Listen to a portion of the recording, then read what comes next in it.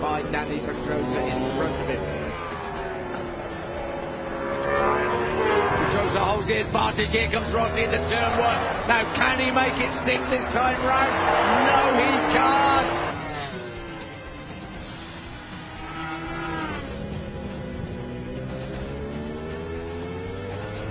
Here comes Rossi up the inside.